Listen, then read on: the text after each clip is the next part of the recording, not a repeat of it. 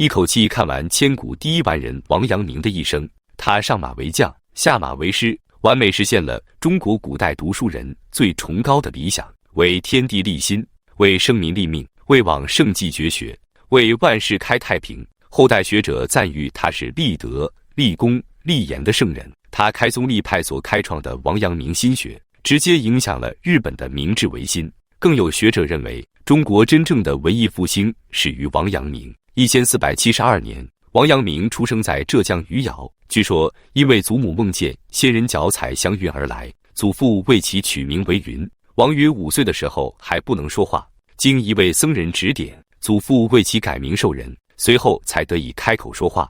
王阳明的父亲与祖父博学多才，小时候的王阳明就表现出过人的智慧。12岁时曾创作《碧月山房诗》，14岁时，王阳明开始学习弓马之术，希望自己以文武全才而立世。15岁的王阳明不惧风险，亲自去居庸关一带游历考察。此时的王阳明已经有了经略四方的志向。18岁时，为了成为圣贤，实践朱熹的格物致知，王阳明观察了7天7夜的竹子，但并未获得收获，史称守人格竹。21岁的王阳明开始参加科举，在乡试中中举，但在次年的进士考试中落榜。25岁再次参考科举，再次落榜。28岁的他参加礼部会试，因考试出色，被授予刑部主事一职，在江北等地决断求狱，开始步入仕途。初入官场的他被派到工部实习。当时西北边疆常有战事，长期有着边塞情节的王阳明一直都在关注边境形势。于是王阳明向朝廷上书，提出了8项对策，但此时的朝廷官员只知因循守旧，得过且过。王阳明的上书杳无音信。此时的王阳明感觉自己一事无成，往日的价值观念正在坍塌，自己的思想与学问已无从施展。31岁时，王阳明请假归乡养病，住在阳明洞旁，苦思冥想。其摄兵学虽是实用，但终究无用武之地。身体上的疾患让王阳明思想上发生转折，与佛道有更深的接触。他十分清晰地知道，佛教和儒教本源的区别是亲情和人性。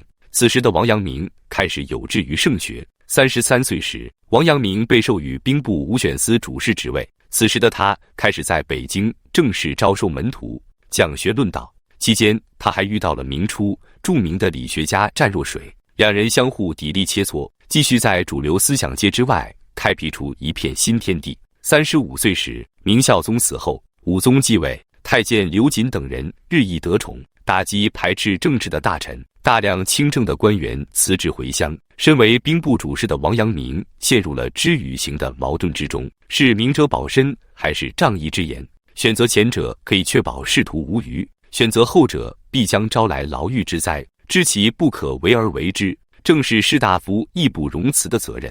王阳明决定挺身而出，冒死进谏。刘瑾大怒，将他投入赵玉廷杖40下，直接昏死过去。虽然没被打死，但之后被贬为贵州龙场一役一城。37岁时，王阳明历尽千辛万险，长途跋涉到达龙场。刚到的时候连住所也没有，他只好搭了个草棚居住，但这草棚难以挡风遮雨，于是王阳明移居东风移出洞穴，称之为阳明小洞天。此时的农场居民都为苗族、彝族，因语言不通，很难交流，能同他说话的只有流窜到这里的汉人盗匪。他居以处困，不为恶劣的环境打败，始终保持着昂扬的乐观精神。在农场这既安静又困难的环境里，王阳明结合历年来的遭遇，日夜反省。一天夜里，他忽然有了顿悟，认为心是感应万事万物的根本，由此提出心即理的命题，认识到圣人之道，无性自足，象之求理于事物者，悟也。这就是著名的龙场悟道。圣人之道是什么？就是良知。良知人人都有，判断事情对错是非标准是良知，而不是外在的一些事物。龙场悟道是王阳明心学思想构建的开端。自此以后，他的心学思想犹如江河决口，滔滔不绝。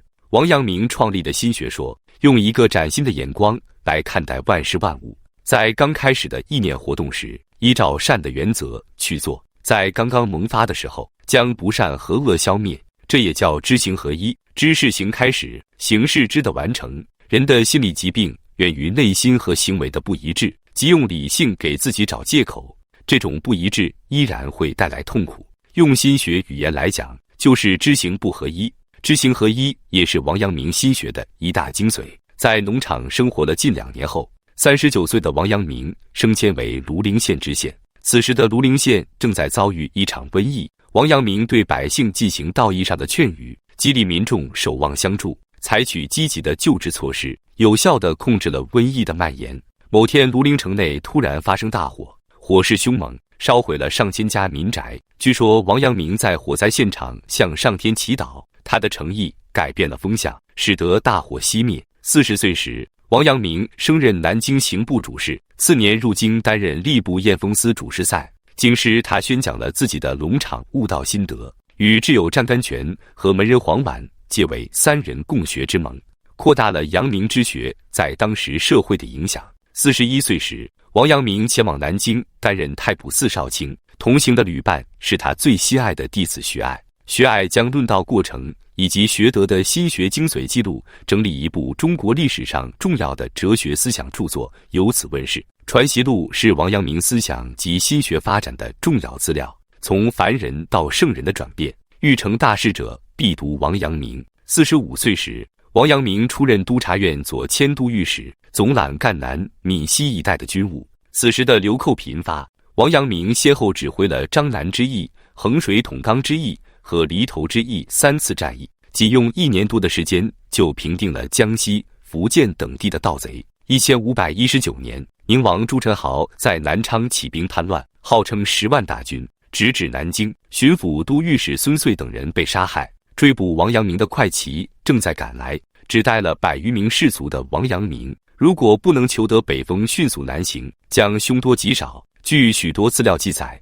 此时的王阳明对天祈祷，结果如愿，刮起北风，一行人得以乘船南归。在吉安太守武文定接应下，王阳明来到庐陵城坐镇指挥，在没有收到朝廷明令的前提下，贸然带兵平叛，实际上是在冒着灭九族之罪的风险。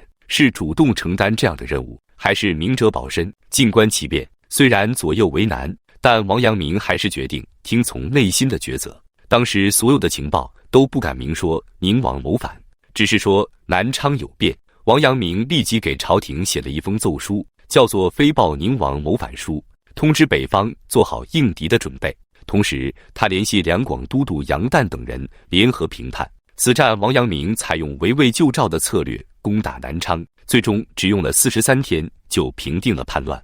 宁王朱宸濠被杀，王阳明一代文官却立下赫赫战功，成为明朝因功封爵的3位文官之一。在明史中这样记载：中明之士，文臣用兵制胜，未有如守仁者也。立德、立功、立言。此时年近半百的王阳明已经有了归隐的想法，他来到幽静之地，抛开战场和官场的喧哗纷扰，提出良知说：人人都有良知，心中都有天理，心知良知是为圣，而成为圣人的方式就是致良知。致良知是王阳明心学的主旨，在日常的生活行动中去践行良知，让良知落实到实处，而不是只知道不做。只有这样才能达到知行合一的目的。16世纪到17世纪后期，他的哲学传遍中国本土，主导着中国知识界近代学者。龚自珍、康有为、谭嗣同、梁启超都在推崇他的学说。阳明心学思想的影响在全球的哲学研究领域产生了重大影响。我国近代著名学者章太炎说，日本唯心亦有王学为其先导。梁启超也说，日本唯心之治，心学之为用也。明代中晚期尊重人性，提倡个性解放，勇于表达自我的文化思潮同样始于心学。王阳明最终用他的生命践行了心学学术。当王阳明以为可以讲学终老时，朝廷派他赴广西平定叛乱。56岁的他无奈抱病前往，于次年的返程途中病逝。临终前，弟子问他有何遗言，阳明先生说：死心光明，亦复何言？这份光明亦如孟子至大至刚的浩然正气，激励着后人。一位儒者于此离世，一位圣人从此诞生。